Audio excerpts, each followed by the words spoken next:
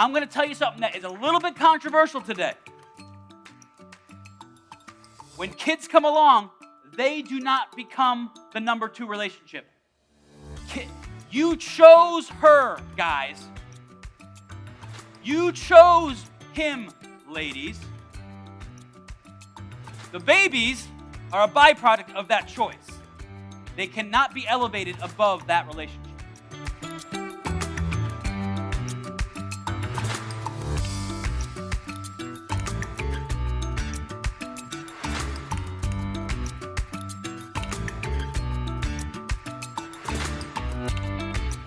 Well, good morning, you faithful few. You few that resisted the temptation of barbecuing in the morning. That's weird, but whatever.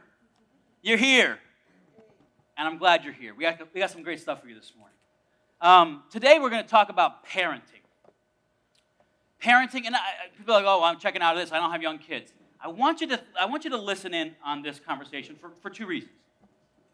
First off, if you have grown children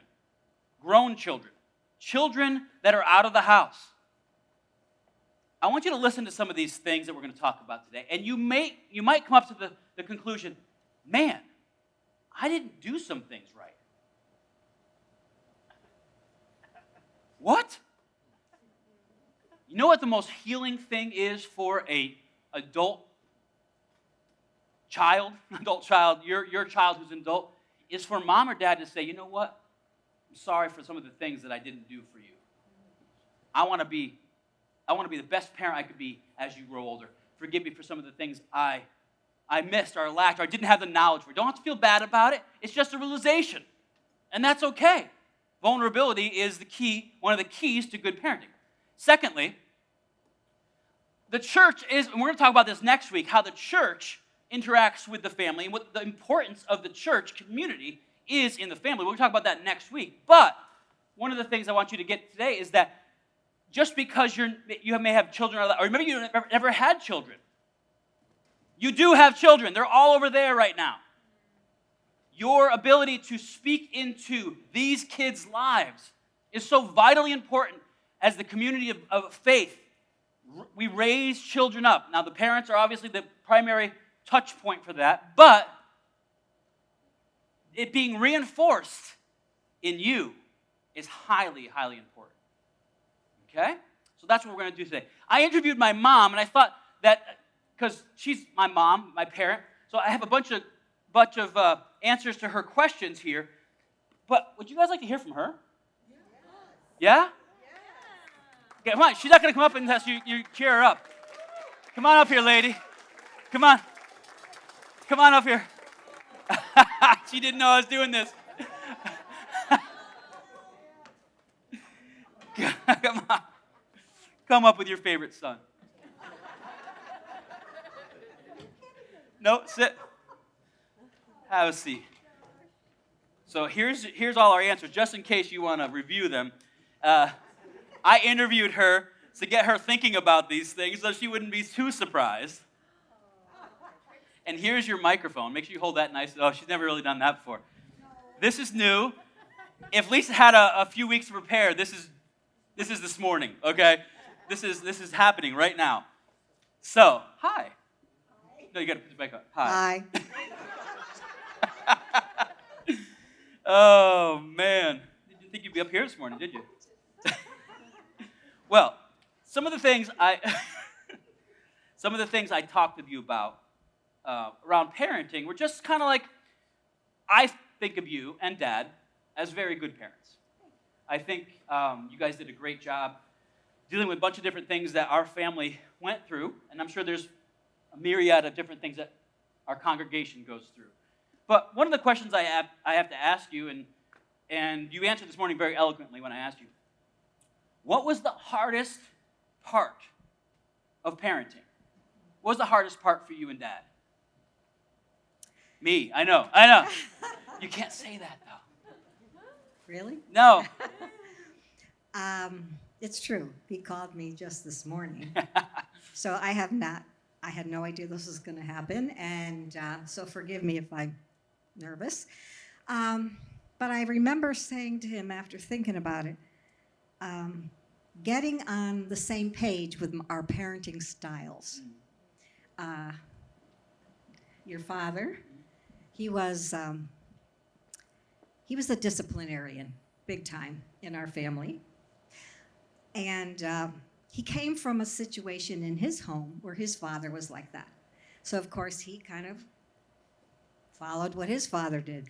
But he tended to be a little rough on the kids. They knew very much. He loved them very much. And I was just the opposite. I grew up in a family where my father was very mellow and happy. And, of course, I never did anything wrong. So he... To this day, she doesn't. But anyway, so we had different styles. And I remember at one time, my husband, John, he was upstairs with David for some reason. I don't know where she's going with this, though. And he wasn't happy with him. And I'm at the bottom of the stairs listening. And I think, all of a sudden, I said, I ran upstairs. I had to kind of calm the situation down. And I was a real brat. I really was. No, but that was the way it was. And I think eventually we kind of realized that. We realized that we responded to things differently.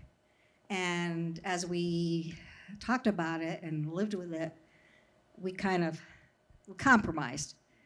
And I think, but for a while, that was kind of hard for a while. How much did your coming to Christ? I was 8 years old. Yeah, you were young. No, I was a year old. Ryan was 8 years old. Yeah. Yeah. It was How much did that help to bring those two things together? It was amazing. Yeah. It really was. Yes, I think Ryan was young. And Ryan caught the brunt of the early years. Yeah, but no, and you were just a baby, but totally changed our lives. Yeah, and what we did after that just totally made a huge difference in our parenting too. Yeah. So what are some of the hardest challenges you faced in parenting us as kids? We dealt with some problems with Me. you. Yeah, let's be honest here, folks. Yeah, no, and I made it in a way that David had some Yeah, I did. serious learning problems, learning disabilities. And it took a while to realize what was happening. And once we finally did, and we got testing, and we got the right way of teaching Yeah. to the way you were, it made all the difference in the world. But that was a struggle. It really was for a while. It was. And fortunately, eventually, we worked it all out. I think one of the interesting things about that story is, in an effort to help us as kids, my parents sacrificed to put us into a Christian school. We went to a Christian school, and in fact, it was that Christian school curriculum that was very hard for me. So I just thought that was interesting, just from the plain fact that sometimes as parents, you're going to do things that you think are the best thing you could possibly do. And within those boundaries of you doing good things for your kids, you're going to find challenges even in those things. And I think that's kind of, you sacrifice, you work to get us into that Christian school, but it didn't take away all the problems. No, it didn't. And because it was a Christian school, it didn't have the the staff Right. that the public school has to work with. To diagnose. Exactly. Yeah. So we had to go outside the school for diagnosis and then work with the school. In fact, it wasn't easy to get the school to change certain things so that it could meet your needs. Yeah. This lady right here, the school that we went to, most of it was done through reading. You read, the curriculum is kind of self-guided. New Life had a school like that for a while as well, an ACE curriculum, things like that. And my disability was with reading. And I had a really hard time with this particular Christian-based curriculum. Well, once I diagnosed that I had a reading disability, this lady right here spent hours and hours reading all of my work into a tape recorder. Remember those things? So that I could listen, because I'm an auditory learner. Right. So she went the extra mile to make sure that I was able to accomplish and achieve goals that otherwise were barred to me. So thank you. In public, thank you. You're very welcome. Yeah. Now, you had expressed earlier that there's the fact that parenting doesn't really end when the kids get out of the house. I got married young, but my brother and my sister got married later, and there was some challenges with think about Jessie and her struggles emotionally and things like that. Yeah. And my daughter, who's the youngest in the family, as she got older and started dating, and I won't go into detail, but had some very serious disappointments in her that time of her life. And I think when it comes down to her, it was getting her through these hard times that was really important, and being there for her, and kind of helping her along with that. And she's a Christian. She was a Christian. And so, a lot of our talks were having to do with depending on God and seeking out his plan for her life. But not compromising was a big thing. Absolutely. She was so tempted often to go down that. I mean, I actually helped parent through that because she was, my little sister. And I think she often felt like, if God's not going to show up on this, I'm going to go my own way. And just keeping her thinking that God has a plan for her, God has a man for her. And, That's right. That's right. Yeah. So, and we see that, we saw that. And as, you've said many times, it's important to think about our history with God and go back to the things that he has done for us in the past. Yep. And she and I have had many talks about that, is that, wow, good thing I didn't do it this way. I did it God's way, and how it turned out, and how faithful he was to her. So in our lives, we all went different ways when it came to finding a spouse. As you heard a couple weeks ago, I found mine in 7th grade, but my sister found hers later in life. My brother found his later in life, and the relationships couldn't be better. Right. God has just provided the right spouse in his time, and that can be frustrating. And I think many of you who are parents, I hope you are, and I'm sure you are, praying for your children. Yes. I mean, from the time they were babies, John and I prayed for them that the Lord would provide the perfect spouse for them. And it didn't seem like it was happening for a while. That's true. That's true. It took a while. Yeah. My dad actually forced me to marry Lisa. He needed to smarten the gene pool a little bit, but it was an arranged marriage. No. The idea was, but it all worked. It was interesting how the 3 different paths were so different. So, the last question, if you could go back, all right, and do something differently, if you could go back and do it over again, what would you do differently? Well, as we talked this morning, that was a tough one. And even after we got off the phone and She called me back. I called him back with some more ideas. I think, and I came to the result that when I was younger, I was, a teacher, and I put my oldest son in childcare so that I could teach. And then when David was a baby, I gave him to another person to take care of him so I could teach. And I regret that. That's one of my big regrets. I think back now, I wish I had been there from day one to carry them through. And I know that's not possible for everybody. I mean, financially, people have to do that. And I know many children and families where that's happened and the children are fine. But I think back about some of the struggles my little ones had, and I wish I'd been there for them. Well, that's one of the things that you had said, is that in order to make that possible a little later on in life, you and Dad made some drastic financial changes in your life. Just for context, they had a nice little house in Litchfield, Connecticut, with some property. They had the idea that the house, the car, these types of things. And then my dad was working multiple jobs. He was always working. Yeah. I mean, he worked more than one job all the time. He taught school all day, and then he worked in the evenings. and sometimes on the weekends. And then he worked all summer. He'd always find a summer job. So, yeah. And So in order to kind of minimize the need to be out of the house, both my mom and my father, they moved to a two-family house in Torrington, yeah, and they got money from the rent so that they could be home more. That was one of the decisions that they made. And how old was I? About a year. You're a year yeah. old, and Ryan was 8. Now, again, how much of that was based on your new faith in Christ? Because you just had gotten saved a year previously. Right, right. We were still in Litchfield when we got saved.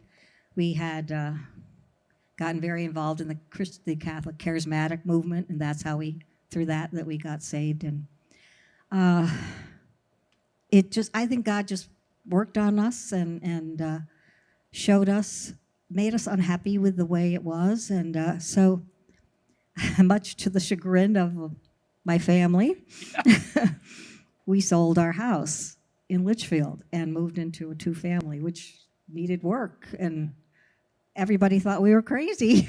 Moving to the ghetto. Oh, man, yeah. Why are you doing this, But they really couldn't understand, but we knew. Priorities had changed. Our priorities had totally changed. So now I did not have to work, and John did not have to work extra jobs. So we were there. We were home. We were with the kids. And that, I believe, was God's leading. And then when we moved to Torrington, we were looking for a school for the kids, and God led us to Torrington Christian Academy. And so we started the kids there. So they not only, moved to a different place, but they were going to a totally different school environment. And can I tell the story about how I started there? Yeah, go. Which You want to hear the story? Yeah, okay. I know they're going to want to hear the story. Yes, you. No, I always, it's one of the things I'm just amazed at what God did. I think back on it. And we found Torrington Christian Academy, and Ryan started there. David was still a baby. And the pastor at the school spoke to me one day at a picnic, and he said, "Oh, I understand you're a teacher." And I said, "Yes, I was." He said, "Did you ever think about going back?" And I said, no way. And so it was a while later, I got a phone call from him, and he said, "We have an opening, and we wonder if you'd be willing to take it." And I said, I really don't want to be and working with the kids at home. So, well, we have a nursery here. And he said, "Your children," and that time Dave was in school, he said, Preschool. Preschool, yeah. He said, the children will be able to go to school for free if you work with us. And we have a nursery here. We have an all-day nursery. Your daughter, she was only a year old at that time, she can come and be here in the nursery while you're working with us. She'll be right downstairs all day long. And I couldn't get over it because I love to teach. And the opportunity of teaching in a Christian school just blew me away. I was so happy. And you had direct access to your yeah, I was there. We all, went to school together in the morning. We were there all day. I'd see the kids during the day, pop in on Jessica and see how she's doing. And then we'd go home together. And I just know it was God. I just know it. So our move from Litchfield was God all the way, directing us and guiding See, us. God provides. He not only provides what you need, but in this case, you see how when the priorities got shifted to the right, God led them and they agreed to that, God gave it back. She loved to teach. That was one of the things. She's a phenomenal teacher, by the way. No, she is. She's an amazing teacher. And so she got to fulfill that desire of her heart in a way that was going to bless the family as well. So when you put the priorities of God above the priorities of man, God works it out. He does. He's amazing like that. So lastly, I asked you to bring some books. You thought you weren't going to be the one to introduce them, but there was such an amazing desire for Lisa's book list that I thought maybe we should do a book list for the parents. So can you just give a couple of the books that you thought were instrumental in getting this crazy guy through school and childhood? This book here was given to me by another Christian mom. And as you can see, It's been used. it's been well used. Um, I consider it probably the most important book that I read as far as parenting, and it's called How to Really Know Your Child, and it's by a Christian doctor, psychiatrist, child psychiatrist named Ross Campbell, and it opened my eyes to a lot of things that are important, and so we started, doing some of the things that are suggested in this book. And there is another one that I can't find. I think I gave it away to a friend, but it's called How to Really Know Your Teenager. And it was also a very excellent book. Yeah. This one here, The 5 Love Languages of Your Child, of Children, is very popular, based off the book by Gary Chapman and Ross Campbell. Same guy. Yes, Yeah, the same man. This is a great book. And then you didn't tell me about this one. No, I found The Power of a Parenting. Whoa. The Power of a Parent's Words. Amen. We're actually going to talk about this today in the sermon. This is not the sermon, by the way. I got a sermon for you, too. So we got to finish this up. But and the other one that I looked it up for you. Yeah. It was called Shepherding a Child's Heart by Ted Tripp. Right. Shepherding a Child's Heart by Ted Tripp. You know that one. Yeah. Good, and then good. the two that I wanted to give you were phenomenal for bringing up young kids, and that is Bringing Up Boys and Bringing Up Girls by Dr. James Dobson. So those are two phenomenal books. So if you are in that world, pick those up. I love you. I love you. Thank you so much for sharing with your family. Thank you for listening. All right. Well, I do have a sermon for you, so I'm going to try to run through it. You probably don't need one because that was enough. But, man, parenting it's a tough job. It's not easy. So the big idea for today's message is this. Good parenting is not something that happens by accident. Godly priorities and intentionality are essential. Parenting is more of an art than a science. As you can see, there's nuance. There's nuance in the books about dealing with your individual children, right? Evan, I'm going to let you take this. Can you take this? Everybody's different. Every child is different. You have to it's an art, okay? There's no complete expert on you are actually the best expert on your child than anybody else could be, but there's principles, biblical principles, that everybody can apply, okay? So let's look at some of those today. First one, priorities. Priorities. Genesis 2:27-28 says this. So God created man in his own image. He created him in the image of God. He created them, male and female. And God blessed them, and God said to them, be fruitful, multiply, fill the earth, and subdue it. So the tagline to this series is keeping the first thing first. Keeping the first thing first. So in this statement here, so God created man in his own image. God and human, that's the first relationship between God and man. That's the first one that was created. We got to keep that one first, right?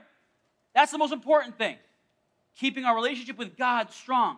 The next one is, in the image of God, he created male and female. Okay? That's the second relationship. The relationship between a husband and a wife. The spousal relationship has to be number 2. I'm going to tell you something that is a little bit controversial today. When kids come along, they do not become the number 2 relationship.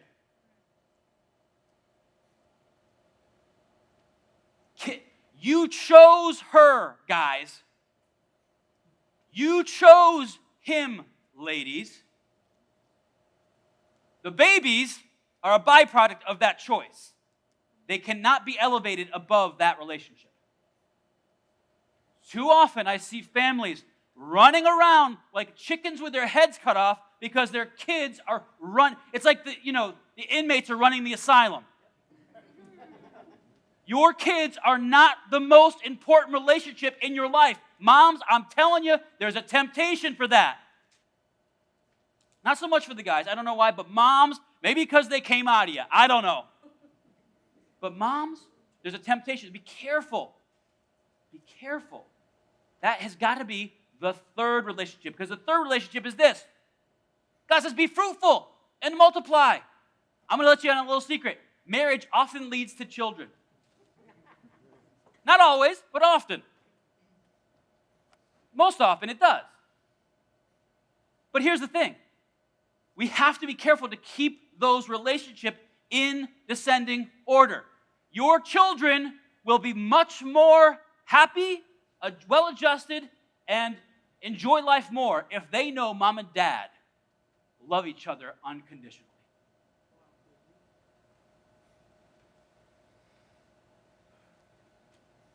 You can't give them enough stuff to make up for that. You can't provide for them enough activities to make up for that. That relationship has to be paramount. Now, I'm saying, maybe you're in a situation where you're in a second marriage. I'm telling you this. If you love your spouse, even if it's not their mother or father, if you love that spouse, and they can see that, it's going to help them to understand what real love is. And they will feel secure. So that's got to be. And then what's the last relationship? The last relationship is something we kind of touched on this morning, is that relationship between a human being and their vocation. What does it say? Subdue the earth. Multiply and subdue. This concept of subduing is what you do. But that's got to be fourth. Guys, there's your temptation. More often than women. It's not universal, but more often than women. Women tend to put the children above the relationship with their spouse. Men tend to put their vocation above their relationship with their children and their spouse. And that's just kind of sick. Think about that from a God's perspective. So our priorities have to be in line with God's design. Ooh, that'll quote good. Yeah. Put that on. What is that thing called? Twitter? Our priorities have to be in line with God's design. Okay? Why? Because this. I'm going to talk about Psalms 127 says this, children are a gift from the Lord. They are a reward from Him. Children born to a young man are like arrows in a warrior's hands. How joyful it is for a man whose quiver is full of them. He will not be put to shame when he confronts his accusers at the city gates. That's the goal. When we do things, we keep God's priorities, our priorities. That's the relationship. It's a joy. It's a gift. It's amazing to be a parent. Not easy, but it's amazing. But if we don't keep God's priorities first in our relationships, we get something like Proverbs 17. A foolish son is a grief to his father and bitterness to her who bore him. Some of you are living that right now. Proverbs 29:15. To discipline his child produces wisdom, but a mother is disgraced by an undisciplined child. I was in a restaurant. I think I've told you this story before. And there was a child who just was so rude to his mother. And I wanted to wring his neck. So rude to his mother. And I couldn't handle it. I actually had to leave the situation. I didn't want to get arrested, so I didn't punch him. I just removed myself from the situation. But how awful that mother must feel.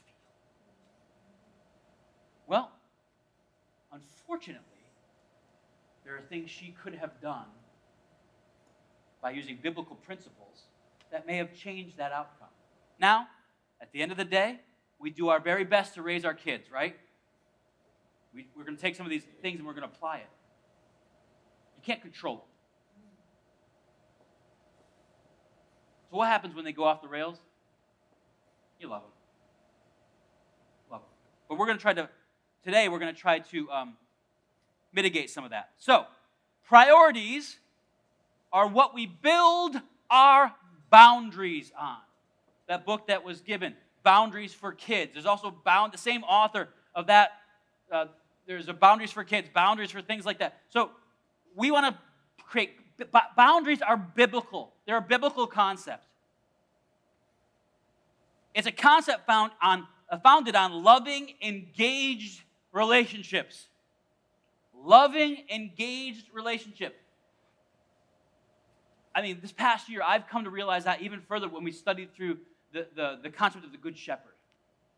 Remember that sermon series? I hope you remember that sermon series. The Good Shepherd. It's an engaged and loving relationship that builds boundaries. Boundaries are built on our priorities. See, in the garden with God, in which we used to live, we had many yeses and one no. Many yeses and one no. We had one boundary. One. And guess what? We had a hard time with the one. The garden we build with our families must have many yeses. If you're an all-no parent, get ready to reap the whirlwind. I'm just telling you right now. It has to have many yeses. And because of the fallen state of the world, more no's than we're comfortable with usually. But I'm telling you, if you're all no's, if your boundaries are, if your child has this much of a sandbox to play in, you're going to reap that whirlwind. I'm telling you right now. There's got to be some yeses. There's got to be some freedoms. There's got to be some rewards. There's got to be something. But there has to be some fencing. There's got to be some boundaries. There's got to be some no's out there. Okay? So it's important. Boundaries are not only a limitation of freedom, boundaries provide a safe space to exercise independence. The idea that they can make decisions on their own, and those decisions that we let them make are not going to hurt them if they say yes, if they make a wrong choice. Wrong choices aren't the worst thing in the world when their boundaries are set well. Okay? Dr. Henry Cloud, who wrote the book Boundaries, makes this statement about boundaries. Having clear boundaries is essential to a healthy, balanced lifestyle, and I would add family. A boundary is a property line that makes those things for which we are responsible. It allows us to understand what our responsibilities are. What are we supposed to do? And what is off of our plate? That's what boundaries do. In other words, boundaries define who we are and who we are not. And I will add who your family is and what your family is not. It may come out like a statement like this. Sangsters aren't quitters. That's a boundary. We don't quit things. If we start something, we finish it. We may change it tomorrow, but if you started something, you're going to finish it. I don't like this. Welcome to the real world, pal. I love you. You're going to finish what you started. That's a boundary we build. It builds character. Another boundary might be Sangsters are polite. Sangsters are polite. That's what we say to our kids. If somebody is nice to you, say thank you. If you want to have something for somebody, say, may I please have. I'm telling you, folks, etiquette and manners are gone from our culture. Don't let it be said of your family that your kids are not polite. This is just a boundary we've made. I hope you'll pick some of these things up because how about Sangsters are generous? We're gonna be a generous people. That's one of the things we've made important in our family. We've made it this very clearly. Sangsters don't use bad language. Period. When my son comes home and says, you know, we were at a game the other day, a track meet because he runs track, and there was just I was so upset. I'm sitting there with my two little girls watching this track meet, and there's like roving groups of middle schoolers running around the bleachers. And I'm telling you, the foul mouths that they had, I was appalled. In a matter of a minute, I heard the F word 5 times out of these middle schoolers. And I finally had it. And I did a Dave thing, a John thing, my dad. I said, hey, can you knock off the bad language? I've heard the F word 5 times, and I'm sitting here with 2 little girls. And they're like, oh. You know, they didn't know what to do because no adult ever stood up to them before. Right. And one kid said, is he talking to us? I said, yeah, I'm talking to you. I said, knock it off. And I moved with my kids. I didn't know they weren't going to do it. But that was not the surprise. I'm going to tell you the surprising thing was the stink eye I got from the parents around me. How dare you talk to kids and correct them? That's what I was like most, they were like, really? You want to hear? I couldn't believe it. So we left. I'm like, I'm out of here. It was very frustrating. Guys, watch your language. There's no reason for that. There's no reason for that. I had a neighbor come over the other day, and he's just dropping F-bombs left and right in my driveway with my kids running around, with his kid. I said, listen, I won't tell you what to do in your house, but while you're on my property, please, just watch your language in front of the kids, okay? Just polite. I'm a man. I can take it when we're talking, the 2 of us. That's fine, but they got little kids running around. But his son knows, hears him do it all the time. Sangsters watch their language. So when kids come home and say this, I said, listen, I better never hear you say that. I can't control every other kid in the world, but Sangsters don't do that. Boundaries, based on priorities. I got to move on a little faster here. Sorry, guys. I start telling stories then.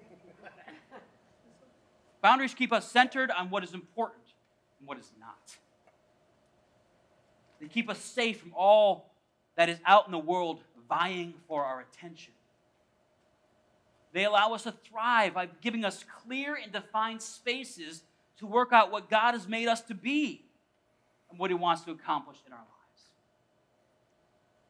And when combined with good discipline, they allow us to test the limits of those boundaries and discover who we are apart from our families. Listen, you don't build boundaries and get mad when your kids test them.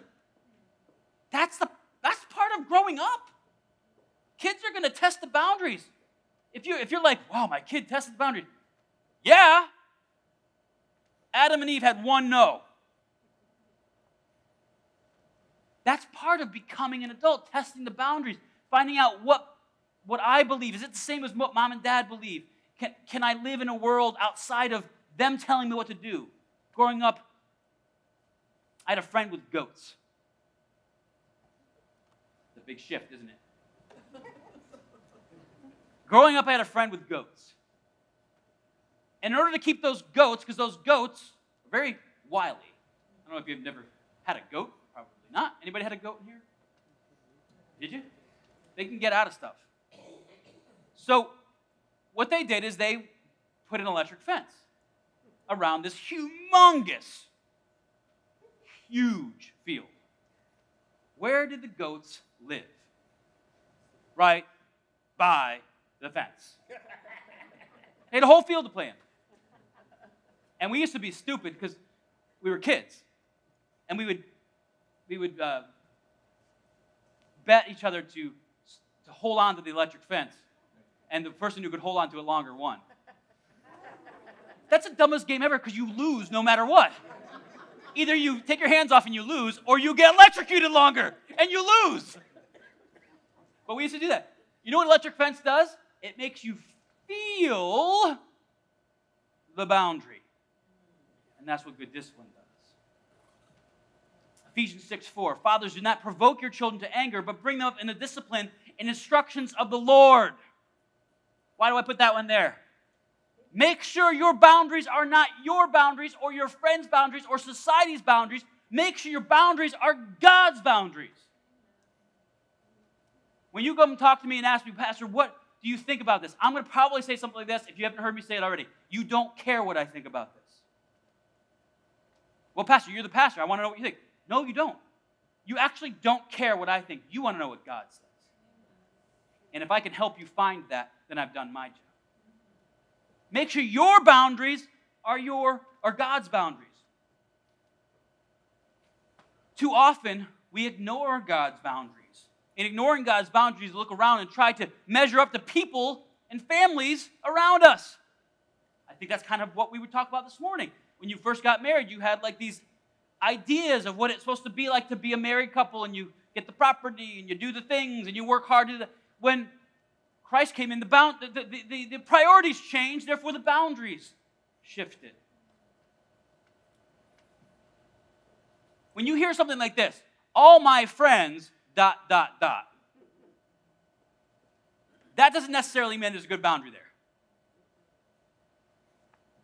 Don't just do things for your kids because all their friends ... Take that statement and say, does this fit within the boundaries of our family? Let me give you for instance. All my friends have cell phones. And that's probably true.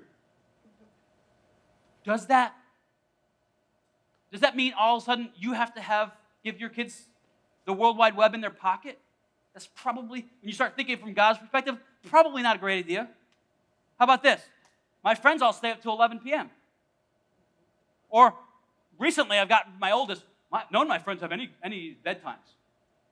Well, that's just stupid. No wonder they're sitting in the bus like this, with their heads slashed up against the window on the way. Or how about this one? My friends are all playing in this league. Okay, you like sports? That's a good thing. Let's see if we can figure out. But if they play on times where we're having family time or practices are too much and take away from the family, then maybe we have to think about that. Our priority, obviously, I'm the pastor. We don't do games on Sundays, Sunday mornings especially. So my son has had to miss travel teams because they all have their games on Sundays. We don't do that. So he may not make the MLS, Major League Soccer, someday. I was talking to, my wife was talking to her aunt. And they lived out in Pittsburgh, and they had two sons, and the sons were in every soccer thing. They would travel across the country. They were involved in every soccer thing you could think of because they thought that that's what they wanted to do. And they would travel. They would spend their vacation money on traveling to these tournaments. Everything was about soccer. Last month, my wife went down to a funeral for her grandmother. My aunt was there, and they had gotten into a conversation. She said, "My children broke my heart the other day." They said, "Like, what are you talking about? These are pretty good kids."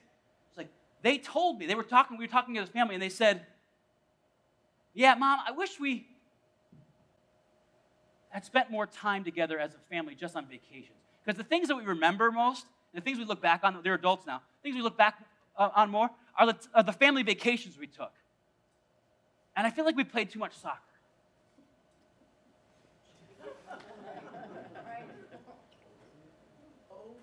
And she was kind of gutted by it. Because she thought this whole time she was doing the right thing, but in fact, it wasn't the best thing. Her priorities, the priorities that later made more. They never played Major League Soccer, or they just got, they're just normal kids. One's a doctor and the other one's something. Both productive, but they don't play soccer anymore. And they're like, I wish we had just done more family stuff. Interesting, just a little bit of there. All right, we got to move to discipline. But I want to say this one thing: boundaries. Here, this is important. Don't surprise your kids with boundaries. Boundaries should be predetermined and defined. Okay, I'll give you for instance. We are on our way to a birthday party. Now, we don't sit down and here's all the boundaries, kids, for your whole life. Remember them, study them, quote them back to me. No, but we set boundaries ahead of that. We're going to a party. We're sitting in the car, and my wife will turn back. Okay, guys, we're going to a party for you. people are going to give you gifts. Now, when you open that gift, you will get up. You will say thank you. You will go over and you will hug that person and show appreciation. I don't care what's in the box. You will show appreciation. Okay? Because that boundary is defined. They know where they live. And what does that do? Time and time again, it reinforces good behavior. Okay. Let's get into discipline. Proverbs 23:13 says this. Don't fail to discipline your children. The rod of punishment won't kill them. I'm not going to talk about spanking today. That's a tough issue. Figure out what your rod is, okay? We'll get there. But the rod's not going to kill them. The rod's not going to kill them. Right? Physical discipline may save them from death. And translated, that word translated actually says shield, which is synonymous to hell. Disciplining them may save them from hell. When boundaries are crossed, discipline is necessary. It's like that electric fence. Discipline must be, let's talk about discipline a little bit. Discipline must be consistent and appropriate. Okay? Listen to this one, folks. Discipline is not a threat, but a reality. The greatest place to see this is the supermarket. There's so much disciplinary dysfunction in the supermarket. If you do that one more time, you're going to be in big trouble. Oh, you did it again. Oh, you better not do that again. You wait. Oh, you're getting under my skin. You're going to be in such big trouble. Why is this thing? They know there's not going to be any follow-through on that threat. Discipline can't be a threat. It has to be a reality. It means when the boundary is crossed, there's going to be some follow-through. I'm not saying you have to, excommunicate them from the family for throwing some groceries on the floor. I'm not saying that. But there's got to be an appropriate response so that they know next time when mom says, don't do that. Oh, yeah. Okay. Discipline must not be emotionally driven. Rather, it should be character building. So as my mom indicated earlier, my dad was a little bit of a passionate guy. So he did this thing which I think helped him, what was like emotional and mental torture for us. He would say, all right, Dave, go upstairs and prepare for a spanking. What was that for him? It was allowing him to cool down because he didn't want to go into the disciplinary the portion of it angry. He wanted to be. So we would go up there and just like, for as long as it took Dad to cool down, we were like sweating and we were like emotionally scarred. So much so that one day I took him at his word. I put on every pair of underpants I owned. Every pair. I was like,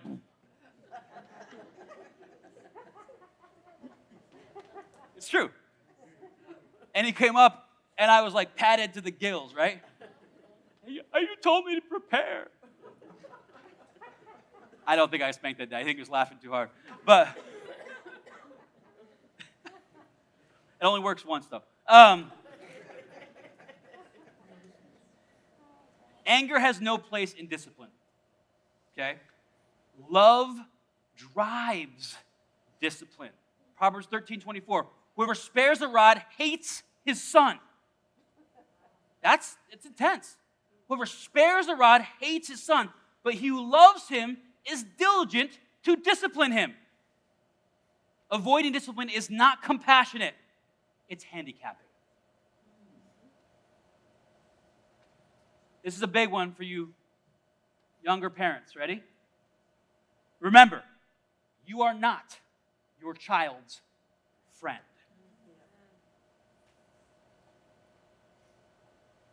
Stop worrying about whether your child likes you. As a parent, you have a much higher calling than friendship. Hebrews 12:11. For the moment, all discipline seems painful rather than pleasant, but later it yields the peaceful fruit of righteousness to those who have been trained by it. God has entrusted you to form godly character in your children. The truth is that they don't need you as a friend. They need a parent.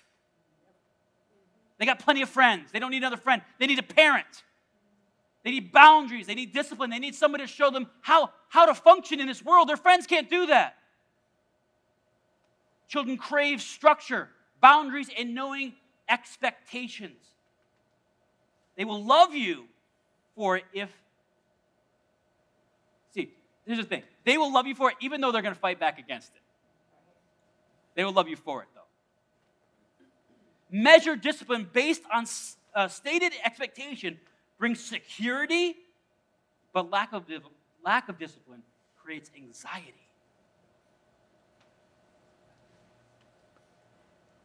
Your kids want to know where they live. They want to know. That's why they'll test you, because they want to know what mom and dad think about stuff.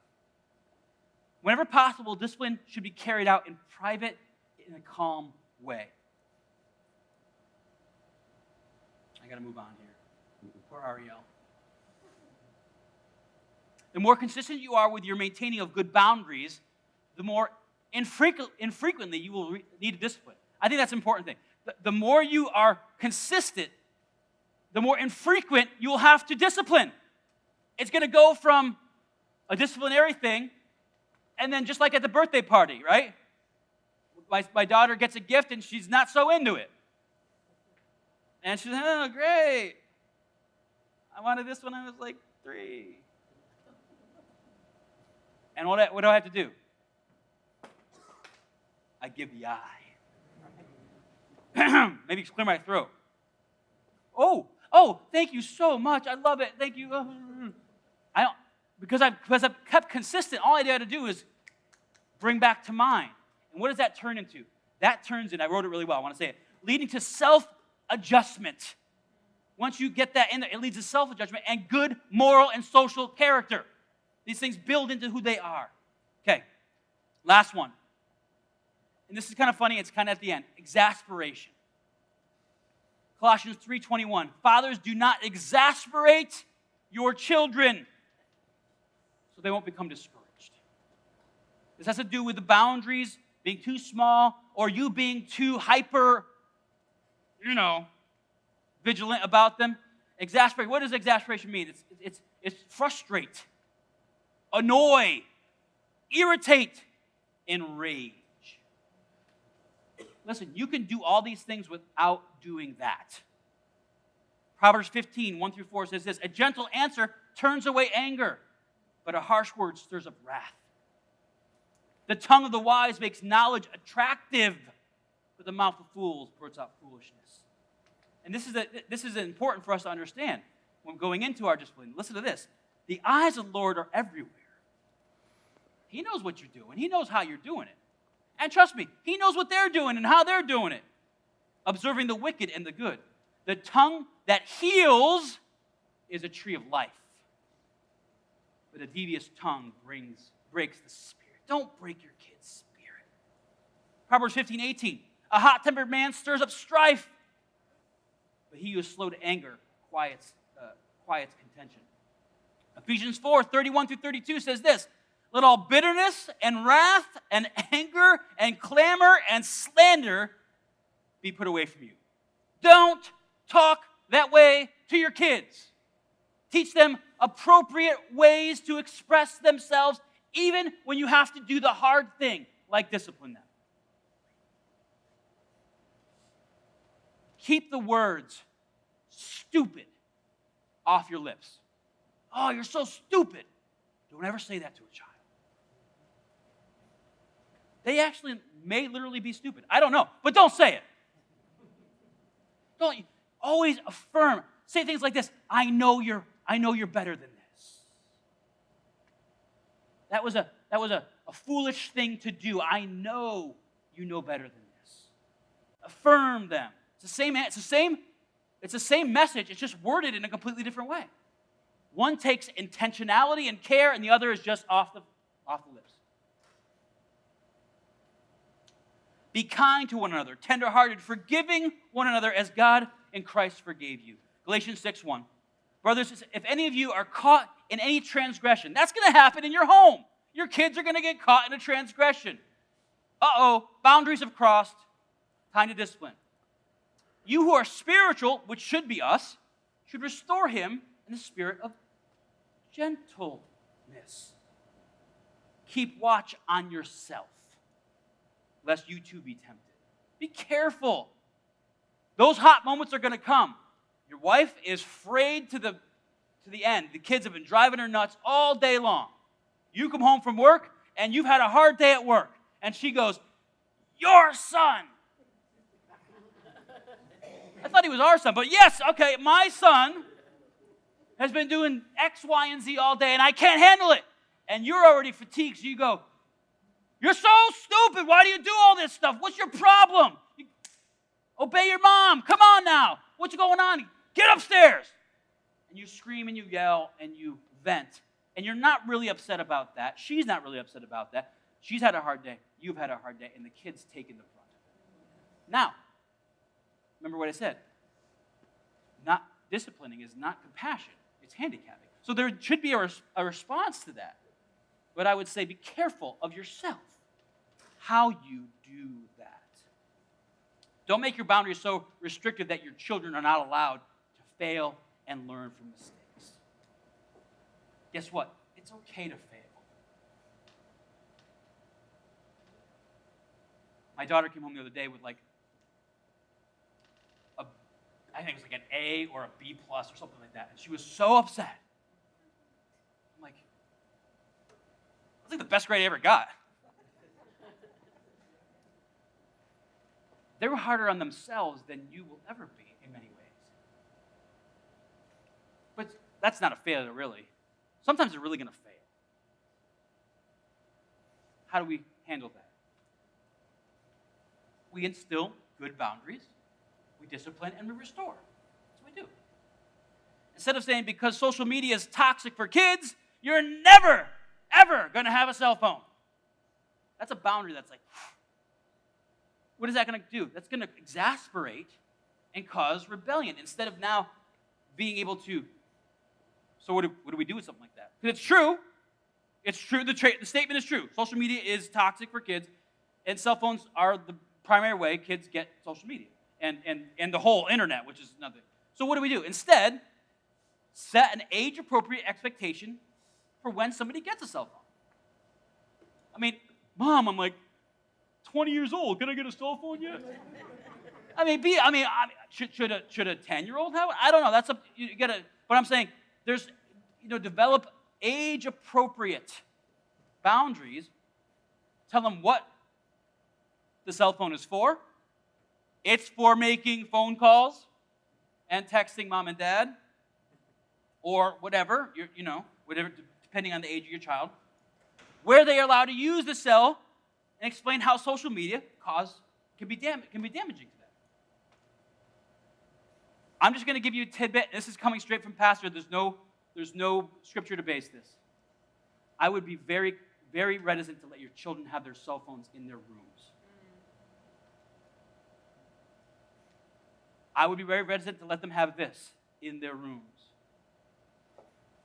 Definitely no computers in the rooms, as far as I'm concerned. And be careful when they have TVs in their rooms. It's just there's an opportunity there for sin to knock on their door. Mull that over, see what you spit out, take the bones, spit them out, and take the meat. All right, set expectations. Lastly, oh my gosh, poor Ariel. Poor you. Okay.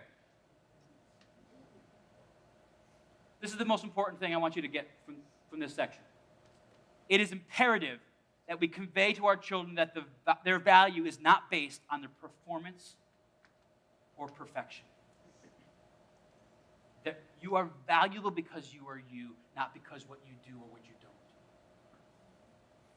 I'm disciplining you because I love you, but your value, I don't love you more or less because you made a bad or good decision. I love you. I'm just here to help you. I'm going to close with that because we got to go. I knew this was going to be a long one. Then I threw my mom into it. So I knew because, I mean, this is just right. This is just scratching the surface of parenting. Maybe your children are old and you've seen some places where you have gone awry on this. I would tell you, have a cup of coffee with your kid and say, you know what? Some things I did wrong. I wish I could go back and do them right, but I can't. I want you to know I love you and I care about you. Please forgive your mom and dad for not knowing or not following. I want to have a good relationship with you. If you have young kids, apply it. But this is our guidebook, right? For everything we do. Let me pray. Lord, thank you so much for the institutions that you've given us, our relationship with you, our relationship with our spouses, our relationship with our children, and our relationship with our vocation. God, help us to build good boundaries and enforce appropriate discipline to not exasperate our children, but to raise them up in the nurture and the admonition of the Lord. We can't do this on our own, God. We're too flawed. But through you, all things are possible. Lord, turn the hearts of the children to the fathers and the mothers, and the fathers and mothers to the children. In Jesus' name I pray. Amen. Now, if you have children, quickly go get them.